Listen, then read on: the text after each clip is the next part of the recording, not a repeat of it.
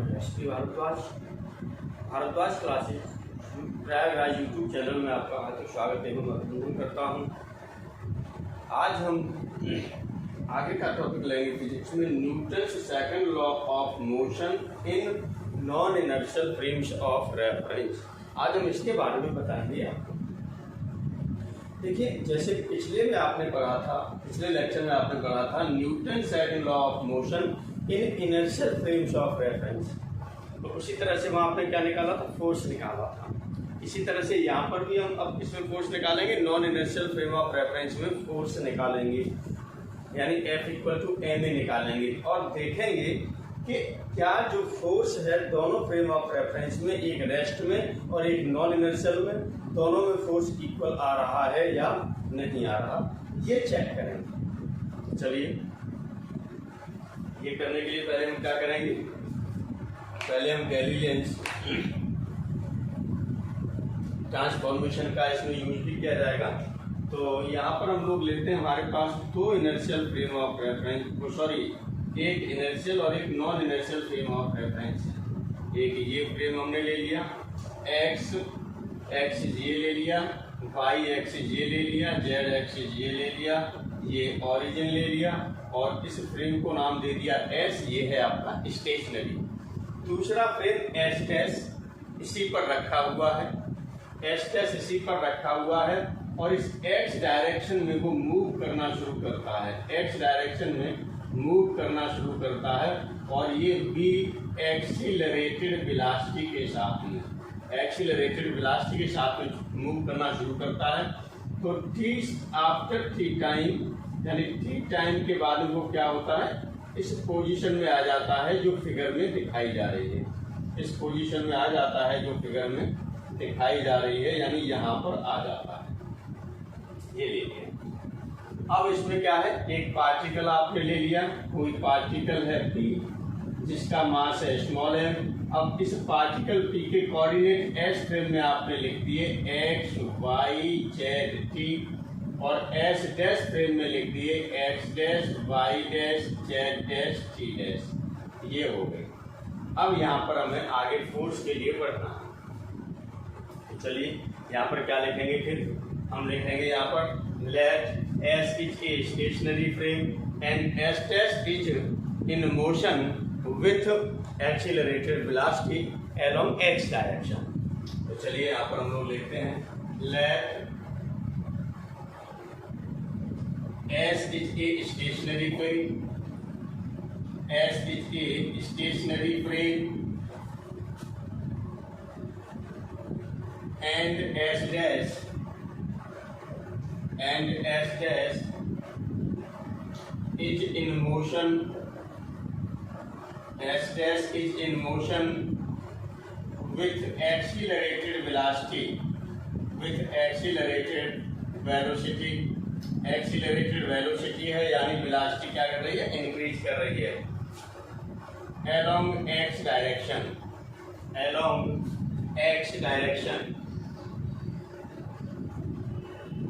X direction में आप increase कर दिया है। तब इसमें हमने क्या लिया है, एक पार्टिकल ले लिया है जिसका मास कितना है, m है। तो चलिए यहाँ पर हमने ले लिया, take a particle P of mass small m, of mass small m in both frames of reference, in both frames of reference S and S dash, S and S dash।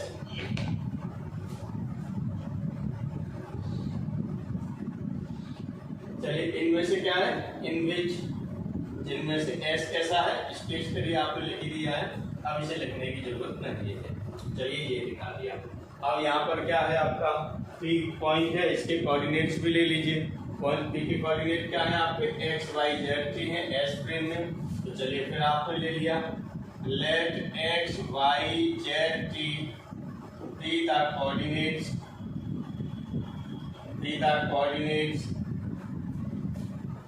of P in S frame, of P in S frame,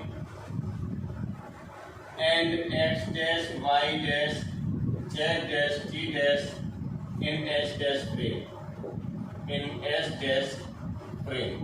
अब हम यहाँ पर क्या जानते हैं, initial stage में S dash कहाँ पर था, S पर ही था, यानी S dash coincided with S। लेकिन यहाँ पर हमें जो काम है वो किससे है, गैलीलियस ट्रांसफॉर्मेशन। चूंकि हमें फोर्स तक जाना है, फोर्स के लिए हमें वेलोसिटी चाहिए, वेलोसिटी चाहिए, वेलोसिटी के लिए डिस्प्लेसमेंट चाहिए, और डिस्प्लेसमेंट के लिए हम क्या जानते हैं, गैलीलियस ट्रांसफॉर्मेशन जानते हैं। तो चलिए देख लेते हैं। We know that Galilean transformation,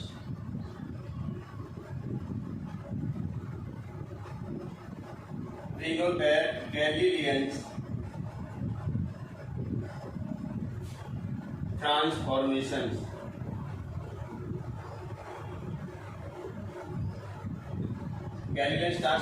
क्या होते हैं, x dash equal to x minus V T comma Y dash equal to Y comma Z dash equal to Z and T dash equal to T, ये होते हैं गैलीलियस transformation. हमको चाहिए क्या, हमको चाहिए विद वेलोसिटी। वेलोसिटी के लिए हमें क्या करना पड़ेगा, डिस्प्लेसमेंट को यानी इस फर्स्ट को हम क्या करें, डिवाइड कर दें। किससे डिवाइड कर दें, टी से। चलिए डिवाइडिंग, इसे टी से डिवाइड कर दिया तो ये हो जाएगा x dash upon t equal to x upon t minus हो गया टी।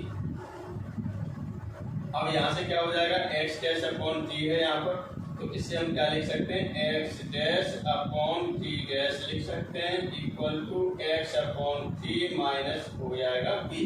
अब x dash upon t dash की वैल्यू हम जानते हैं क्या होगी, यू डैश से डिनोट कर देंगे, एक्स अपॉन टी को यू से डिनोट कर देंगे, और बी आपका यहाँ पर यही है। तो चलिए यहाँ पर हमने इसे डिनोट कर दिया यू डैश से, तो यू डैश इक्वल टू हो गया यू माइनस बी, ये इक्वेशन हो गई यहाँ पर। चलिए हमने फर्स्ट इक्वेशन ही लिख दिया। वेयर यहाँ पर क्या क्या है ये देख लीजिएगा। वेयर यहाँ पर क्या है आपका, x dash upon t dash, x dash upon t dash है, तो x dash upon t dash क्या है, ये यू डैश है। यू डैश क्या है, ये वेलोसिटी है, वेलोसिटी है, किसकी वेलोसिटी है, ऑफ पी की, पार्टिकल पी की किसमें है, इन एस डैश फ्रेम में है। अब आपका x अपॉन टी है, x अपॉन टी क्या है, u है, u क्या है, ये वेलोसिटी है, किसकी है, p की, किसमें, s फ्रेम में। ये आपने ले लिया। इस तरह से हम देखते हैं कि non inertial frame of reference में जो वेलोसिटी होती है वो भी कैसी होती है, इनवेरिएंट, वेरिएंट होती है। तो वेलोसिटी क्या है आपकी, वेरिएंट हो रही है। तो चलिए यहाँ पर लिखेंगे hence velocity, hence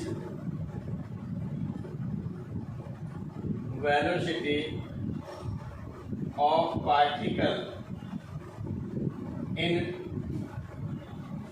non-inertial frame of reference, in non-inertial frame of reference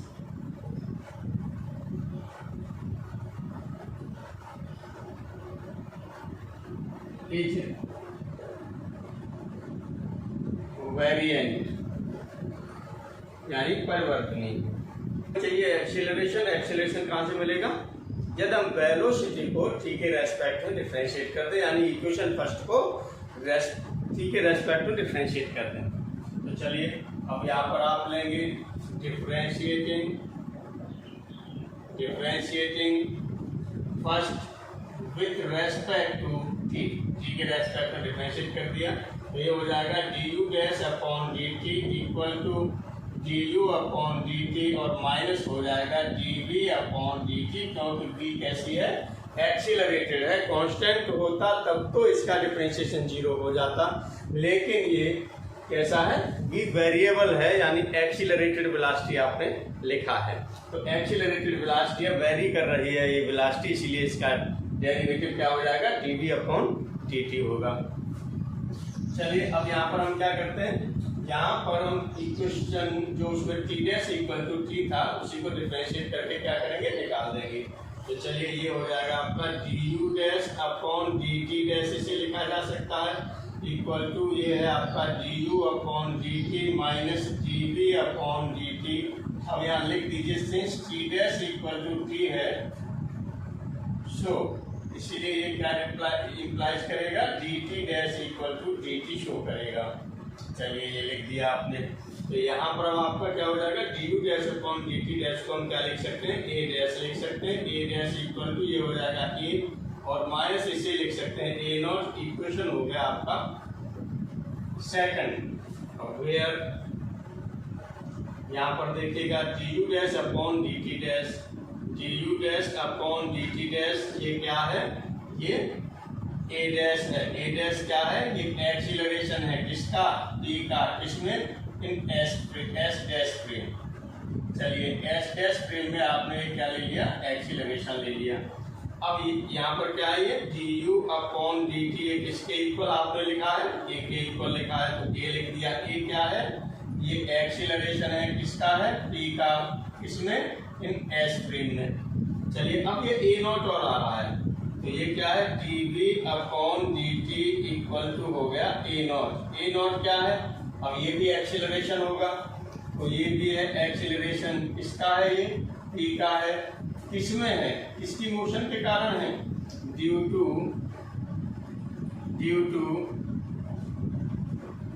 velocity of s dash, s dash की वेलोसिटी के कारण है ये। तो इसको जो बोला जाता है यहाँ पर, ये क्या होता है, ये बोला जाएगा यहाँ पर आपका स्यूडो एक्सीलरेशन। इसको क्या नाम दिया जाता है, स्यूडो एक्सीलरेशन नाम दिया जाता है। एक एक्स्ट्रा एक्सीलरेशन आ गया यदि आपका जो s डैश है वो एक्सीलरेटेड या रिटार्डेड वेलोसिटी के साथ मूव करता है तो इसी को हम क्या कहते हैं, इसी को बोला जाता है स्यूडो एक्सीलरेशन, स्यूडो एक्सीलरेशन। और यह बोला जाता है फिक्टिटियस एक्सीलरेशन, फिक्टिटियस एक्सीलरेशन भी से बोला जाता है आभासी त्वरण। अब हम अब यहाँ पर देखेंगे तो एक्सीलरेशन कैसा है, एक्सीलरेशन भी वेरिएंट है non inertial frame of reference में। इस तरह से आप यहाँ पर लिख सकते हैं, इस तरह से आप यहाँ पर लिख सकते हैं, hence acceleration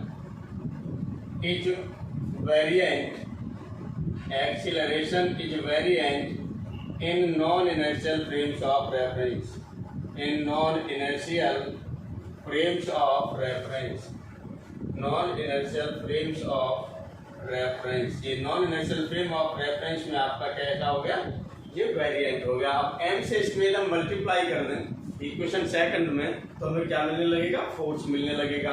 तो चलिए यहीं पर हम लोग लिख देते हैं, तो मल्टीप्लाइंग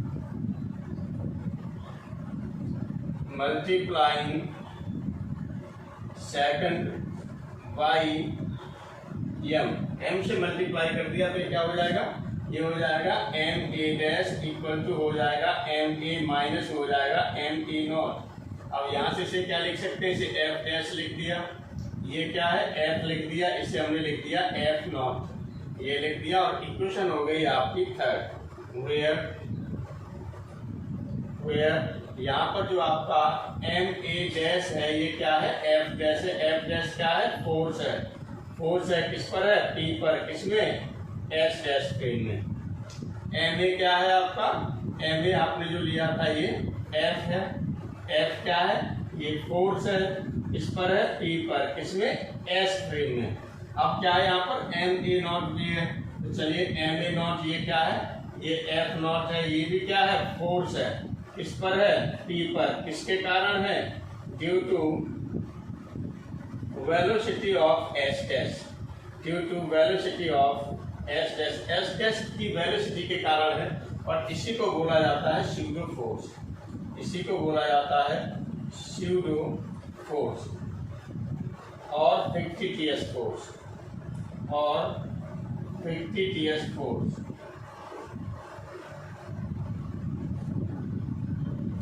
अब ये देखेंगे जो स्यूडो फोर्स होता है ये जनरल फोर्स की कैसी डायरेक्शन में, अपोजिट डायरेक्शन में। तो जनरल फोर्स है आपका F, इसकी अपोजिट डायरेक्शन में है आपका pseudo force.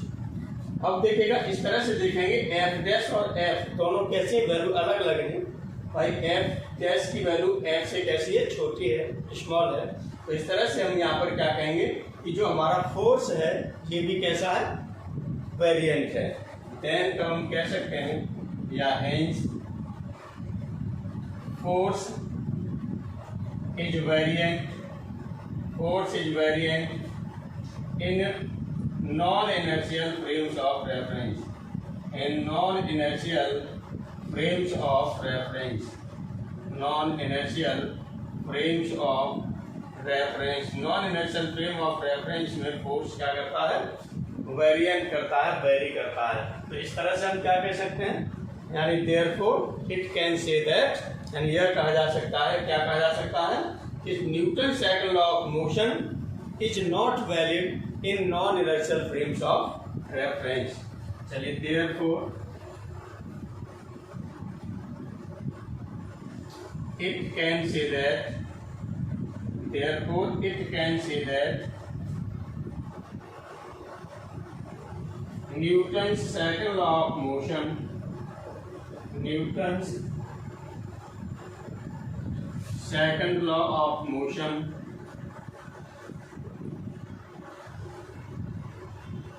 is not valid, is not valid in non-inertial frames of reference, non-inertial frames of reference, non-inertial frames of reference। New topic है आपका Newton's third law of motion in inertial frames of reference, और या conservation law of momentum in inertial frames of reference. इसी में ये दोनों चीजें involve हो जाएंगी। चलिए देखिए यहाँ पर भी हम क्या करेंगे, तो हमारे पास पहले कितने फ्रेम ऑफ रेफरेंस होने चाहिए, 2 इनर्शियल फ्रेम ऑफ रेफरेंस होने चाहिए। तो चलिए 2 इनर्शियल फ्रेम ऑफ रेफरेंस आपने ले लिए, एक लेंगे एस और दूसरा ले लेंगे आप एस एस। चलिए एक लेंगे एस, दूसरा ले लेंगे आप एस एस। जैसे उसमें लिए थे उसी तरह से यहाँ पर भी आपको लेना है। तो ये आपका एक्स एक्सिस ले लिया, एक्स डैश दिखा दिया, और ये एस डैश फ्रेम है, ये वाई डैश दिखा दिया, ये जेड डैश दिखा दिया, ये ओ डैश, ये ओ, ये जेड, और ये आपका हो जाएगा वाई। इस फ्रेम का नाम क्या दिया जाता है, एस नाम दिया जाता है। और ये एस डैश आपका है वो एक्स डायरेक्शन में वी यूनिफॉर्म वेलोसिटी के साथ क्या कर रहा है, मूव कर रहा है, यूनिफॉर्म वेलोसिटी के साथ में। अब यहाँ पर हम क्या करते हैं, हमारे पास 2 पार्टिकल होते हैं। एक पार्टिकल हमने ले लिया ये ए, और दूसरा पार्टिकल ले लिया बी। एक ए पार्टिकल ले लिया, एक बी ले लिया। इसका मास हमने ले लिया एम ए, और इसका मास ले लिया हमने एम बी। एम ए ले लिया, एम बी ले लिया। अब ये दोनों पार्टिकल क्या करते हैं, यहाँ पर ये कोलिजन होती है इन दोनों पार्टिकल्स की। ये कोलिजन हो गई, कोलिजन हो गई, ए ये है, बी ये है आपका। और कोलिजन होने के बाद में फिर क्या हो जाते हैं, अलग अलग हो जाते हैं। तो ये ए हो गया, ये बी हो गया। इधर आपका ये बिफोर कोलिजन है, ये कोलिजन, ये कोलिजन के टाइम पर है, और ये आपका आफ्टर कोलिजन है। तो यहाँ पर पहले हम वेलोसिटी मानेंगे। इसकी वेलोसिटी हमने मान ली u1 एस फ्रेम में, u1 और या ua मान लेते हैं, और इसकी वेलोसिटी हो जाएगी ub। और एस डैश फ्रेम में लेना चाहें तो ये ले सकते हैं हम u डैश a, और ये होगा u डैश b। इसी तरह से यहाँ पर ये आपकी क्या होगी, बिफोर कोलिजन वेलोसिटी हो गई। यहाँ पर अब आप आफ्टर कोलिजन वेलोसिटी लिखेंगे। आफ्टर कोलिजन वेलोसिटी लिखेंगे तो ये आपकी कितनी हो जाएगी, ये हो जाएगी, आप सपोज कर लीजिएगा, ये आपने मान लिया वी ए ले लिया, और यहाँ से आपने ले लिया वी बी, और यहाँ पर ये किसमें है, एस फ्रेम में दोनों की वेलोसिटी हो गई। और एस डैश फ्रेम में वेलोसिटी आपने ले ली वी डैश ए और वी डैश बी, ये वेलोसिटी आपने ले ली। तो यहाँ पर फिर क्या लगाएंगे आप, कंजर्वेशन लॉ ऑफ मोमेंटम लगाते हैं। उसमें क्या होता है, जो है total momentum before collision equal to होता है टोटल मोमेंटम आफ्टर कोलिजन, ये होता है। तो इसी को आप यूज करेंगे और यहाँ से फिर निकालेंगे। तो ये जो हमने यहाँ पर ये है, इसे पहले नोट करेंगे, मैं बोल दे रहा हूँ। यहाँ पर हम कहेंगे let two particles A and B of masses ma and b respectively are collided in two inertial frames of reference S and S dash, in which S is stationary and S dash is in motion with uniform velocity along x direction. अब यहाँ पर let U A and U B be the velocities of particles A and B before collision and VA and VB after collision in S frame. In S frame. And in S dash frame, U dash A and U dash B be the velocities of A and B in S dash frame before collision and B dash A dash B dash B, B dash A, B dash B in S dash frame after collision. ये आपने velocity देख ली। चलिए यहाँ पर हम क्या लगाएंगे, then conservation law of momentum. Then conservation law of momentum.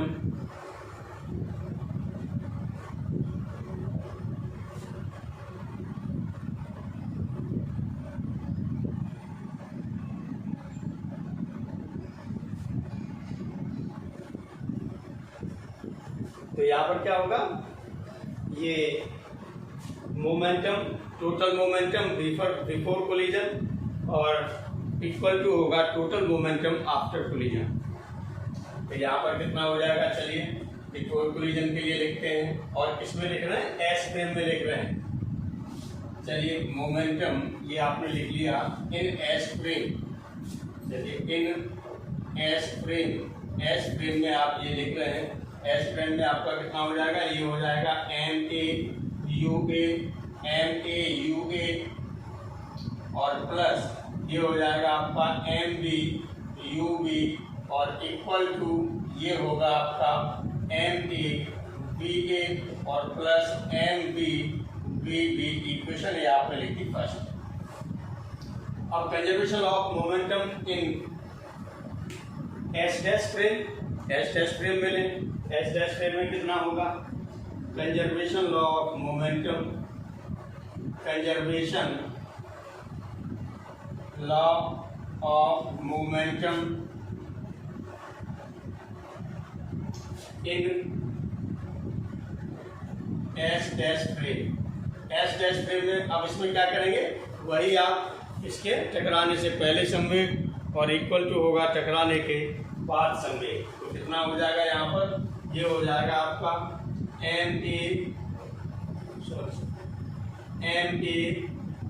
You A dash plus M B you B dash equal to ये होगा आपके पास M A we A dash plus M B we B dash.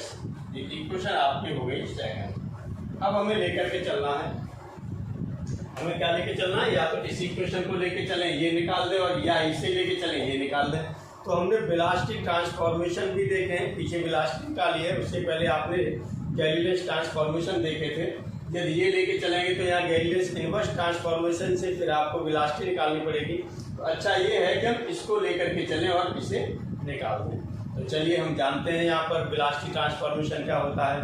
तो velocity transformation को लिख देते हैं, यहाँ पर लिखेंगे हम लोग we know that velocity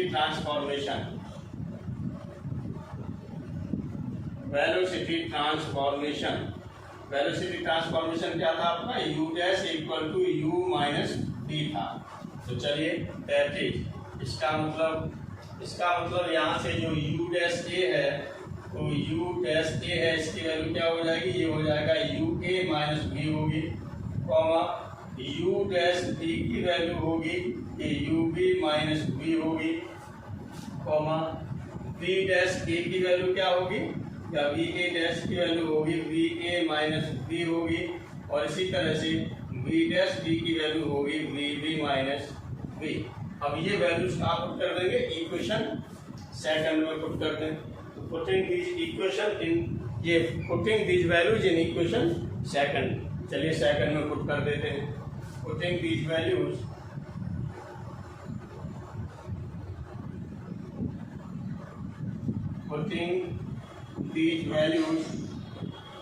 in equation second में पुट कर देते हैं।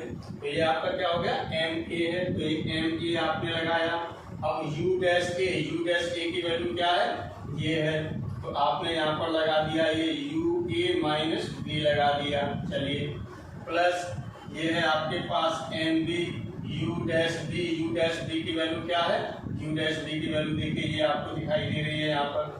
तो ये आपका कितना हो जाएगा, ये हो जाएगा यू बी माइनस बी लगा दिया आपने।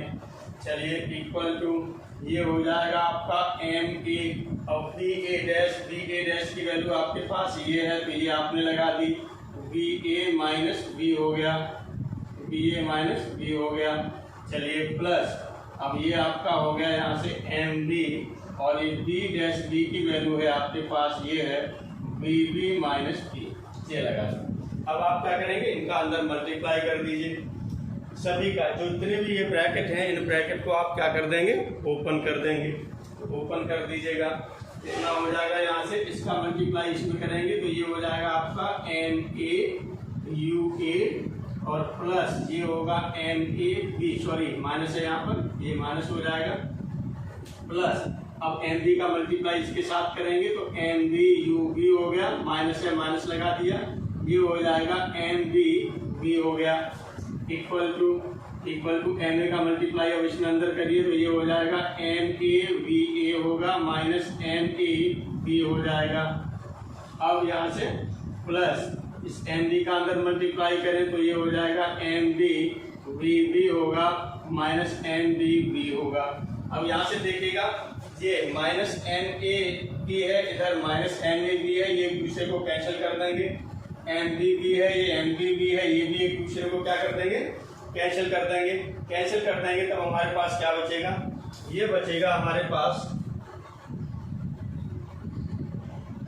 M A you A plus M B you B, और इक्वल टू आपका हो जाएगा एम ए वी ए और plus M B we B. देखिएगा यही आपकी इक्वेशन कौन सी थी, फर्स्ट थी। यही देखिएगा जो बच के आ रही है, यही इक्वेशन आपकी कौन सी है, ये फर्स्ट इक्वेशन है। इसका मतलब क्या है, सेकंड इक्वेशन को लेके चले थे, फर्स्ट आ गई तो इसका मतलब हो गया कि जो Newton's third law of motion है या कंजर्वेशन लॉ ऑफ मोमेंटम है वो क्या करता है, इनर्शियल फ्रेम ऑफ रेफरेंस में वैलिड है। तो यहाँ पर आप लिख देंगे hence conservation law of momentum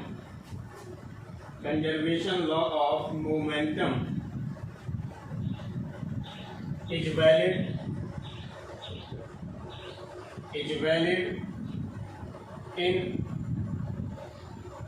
inertial frames of reference. अब अगला टॉपिक है आपका conservation law of energy in inertial frames of reference. जैसे कि इसकी जो थ्योरी वही है जो आपने कंजर्वेशन लॉ ऑफ मोमेंटम में लिखी थी, बस यहाँ पर हम क्या करेंगे, कंजर्वेशन लॉ ऑफ एनर्जी लगाएंगे। तो चलिए यहाँ पर लिखेंगे हम conservation law of energy from conservation law, चलिए conservation law of energy in S frame में लगा दीजिए। एस फ्रेम में क्या हो जाएगा, ये हो जाएगा आपका half M A you A square, half M A you A square plus half M B you B square, ये टकराने से पहले एनर्जी हो गई टोटल, इक्वल टू टकराने के बाद एनर्जी क्या है आपकी, half M A we A square plus half M B we B square और प्लस माइनस ई इक्वेशन हो गया। बस प्लस माइनस ई ये कौन सी एनर्जी है जो कोलिजन के ड्यूरेशन में या तो यहाँ से निकल गई हो या इसमें आ गई हो, तो वो प्लस माइनस करके आपने लिख दिया। अब conservation law of energy in S dash frame लिखते हैं। तो चलिए conservation law of energy, conservation law of energy in S dash frame. चलिए एस डैश फ्रेम में हम लोग लगाते हैं इसे। एस डैश फ्रेम में आपका क्या हो जाएगा, ये हो जाएगा हाफ एम ए और यहाँ पर है आपका यू डैश के एनर्जी है एन ए की, तो यू डैश ए का स्क्वायर होगा plus half M B U dash B का स्क्वायर हो जाएगा इक्वल टू ये होगा आपका half M A we A dash का square plus half M B we B dash का स्क्वायर और प्लस माइनस की इक्वेशन सेकंड, जो कोलिजन के ड्यूरेशन में जो एनर्जी आपकी क्या हो रही है, या तो निकल रही है या बाहर से आ रही है। अब यहाँ पर हम देखेंगे इस इक्वेशन को लेके चले ये निकाल दें या ऐसे लेके चले ये निकाल दें। तो इसके लिए हम लोग जानते हैं गैलीलियन जो ट्रांसफॉर्मेशन से हमें निकला था वेलोसिटी ट्रांसफॉर्मेशन। तो वही वेलोसिटी ट्रांसफॉर्मेशन के बारे में हम लोग लिखते हैं और आगे बढ़ते हैं। तो चलिए वी नो दैट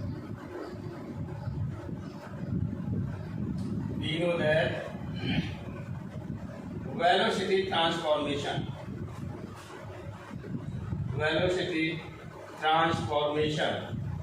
देखिए वेलोसिटी ट्रांसफॉर्मेशन क्या था आपका, u डैश इक्वल टू था u minus v, that is. अब यहाँ से फिर यही वैल्यूज हम लोग निकाल के रखेंगे, दैट इज यहाँ से देखिएगा u a डैश की वैल्यू क्या हो जाएगी, तो ये हो जाएगा u a डैश की वैल्यू होगी u a माइनस b, इसी तरह से u डैश b की वैल्यू होगी u b माइनस b, और इसी तरह से v a डैश की वैल्यू होगी v a डैश की वैल्यू होगी आपकी v a माइनस b, और v डैश b की वैल्यू होगी v b माइनस b। ये हो गया। ये वैल्यूज कहाँ पुट करेंगे, इक्वेशन सेकंड में पुट कर दें, यानी जो ये वैल्यूज आपने निकाली इन वैल्यूज को कहाँ पुट कर दें, इक्वेशन सेकंड में पुट कर दीजिए। तो putting these values in equation second, putting these values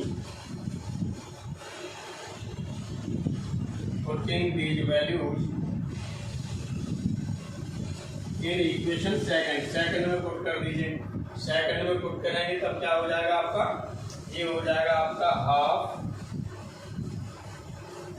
M A और ये यू डैश ए की वैल्यू आप लगा दीजिए, तो ये हो जाएगा यू ए माइनस बी, इसका होल स्क्वायर हो जाएगा प्लस हाफ एम बी। अब है यहाँ पर यू डैश बी की वैल्यू ये लगा दीजिए, तो यू बी माइनस बी का ये भी होल स्क्वायर हो जाएगा equal to half M A B A dash की वैल्यू आपके पास ये है, तो ये आपका हो जाएगा बी ए माइनस बी का होल स्क्वायर हो जाएगा प्लस हाफ एम बी, और बी डैश बी की वैल्यू जब आप लगाएंगे तो ये है बी बी माइनस बी, इसका भी होल स्क्वायर हो जाएगा और प्लस माइनस ए हो गया। अब इसे ब्रेक कर दीजिए। ब्रेक करेंगे तो यहाँ होल स्क्वायर से पहले ब्रेक करेंगे। चलिए होल स्क्वायर से हम ब्रेक कर देते हैं, तो ये हो जाएगा आपका हाफ एम ए और ये होगा आपका यू ए स्क्वायर प्लस होगा बी स्क्वायर माइनस 2, ये हो जाएगा यू ए इंटू बी, तो यू ए इंटू बी ये हो गया प्लस।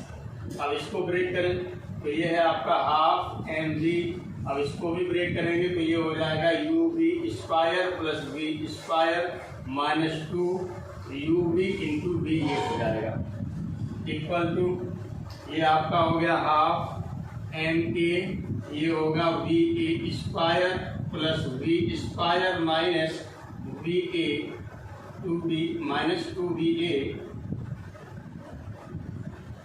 इंटू बी हो गया, प्लस ये हो जाएगा हाफ एम बी और ये हो जाएगा आपका B square plus B square minus 2 B हो गया और ये हो जाएगा आपका प्लस माइनस ई। अब देखिएगा ये जो मल्टीप्लाई है इनका मल्टीप्लाई कर दीजिए, जो कैंसिल हो जाए हमें कैंसिल कर दीजिएगा, लेफ्ट हैंड साइड और राइट हैंड साइड दोनों। अब इन ब्रैकेट्स को हम लोग ओपन करते हैं। अब हाफ एम ए का इसमें मल्टीप्लाई करेंगे तो क्या हो जाएगा आपका, ये हो जाएगा आपका half M A you A square और plus half M A B square और ये हो जाएगा माइनस। अब देखिए यहाँ से 1/2 है और यहाँ पर आपका 2 कैंसिल हो जाएगा तो ये होगा आपका M A you A into B. ये हो गया, इसे ब्रेक किया तो अब इसे ब्रेक करेंगे इसी तरह से, तो प्लस ये हो जाएगा half M B you B square plus half M B square minus M B you B. इसका मल्टीप्लाई किया, ये हो गया इक्वल टू। अब यहाँ से इसका मल्टीप्लाई करें तो कितना हो जाएगा, ये हो जाएगा आपका half M A B A square plus half M A B square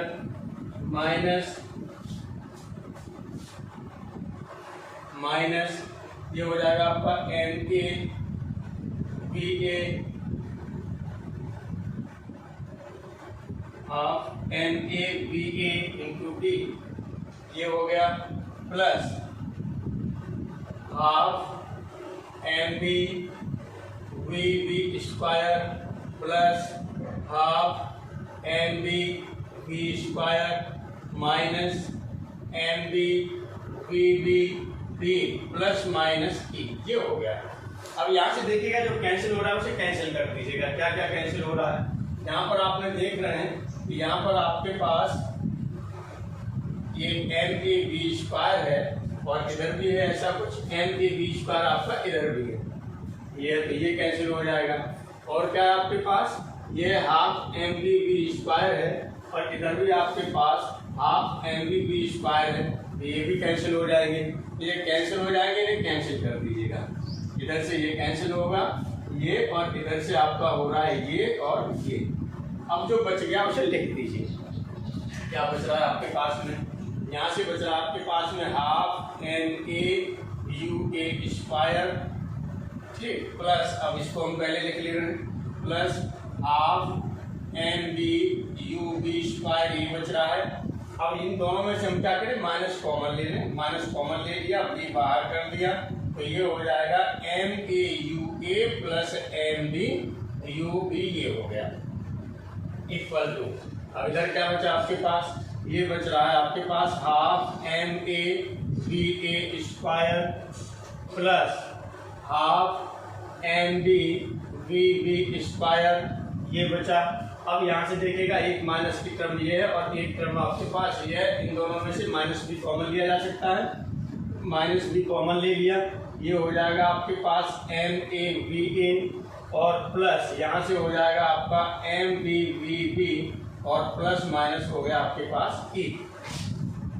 अब यहाँ पर हम देखेंगे कि यहाँ पर जो ये नेगेटिव है इधर भी ये नेगेटिव है, लेकिन एम ए यू ए है, यहाँ पर एम बी यू बी है, यहाँ एम ए बी ए है और एम बी बी बी है। तो कंजर्वेशन लॉ ऑफ मोमेंटम से आपने क्या पढ़ा था, कंजर्वेशन लॉ ऑफ मोमेंटम से m A you A plus M B you B equal होना चाहिए m A you A plus M B B B के। तो ये टर्म भी एक दूसरे को क्या कर देंगे, कैंसिल कर देंगे। तो चलिए फिर हम यहाँ पर लिख लेते हैं पहले, ये हो जाएगा half M A you A square plus half M B you B square minus B m A you A plus M B you B equal to, ये आपने कर दिया half M A square B A square plus half M B B square minus B और यहाँ आपने लिख दिया m A you A plus M B you B ये लिख दिया कंजर्वेशन लॉ ऑफ मोमेंटम से, प्लस माइनस की यहाँ लिख दीजिए। चलिए अब जगह नहीं होता इसलिए हम दिखा दे रहे हैं। Since M A you A plus M B we B M B you B equal to है आपका M A we A plus M B we B, क्योंकि ये conservation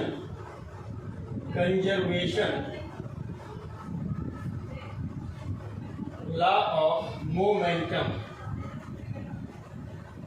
conservation law of momentum है, पूरा लिख लीजिएगा ना। कंजर्वेशन लॉ ऑफ मोमेंटम से ये आपने लिख दिया यहाँ पर।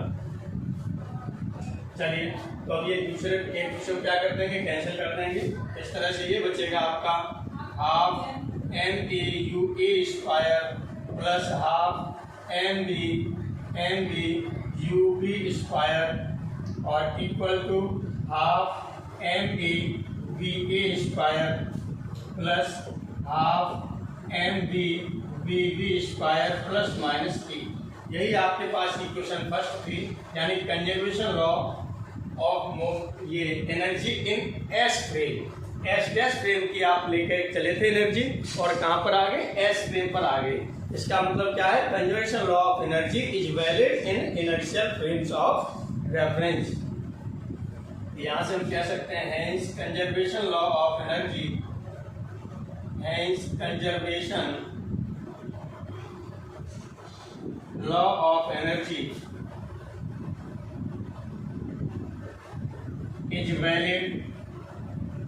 is valid in inertial frames of reference, inertial frames of reference।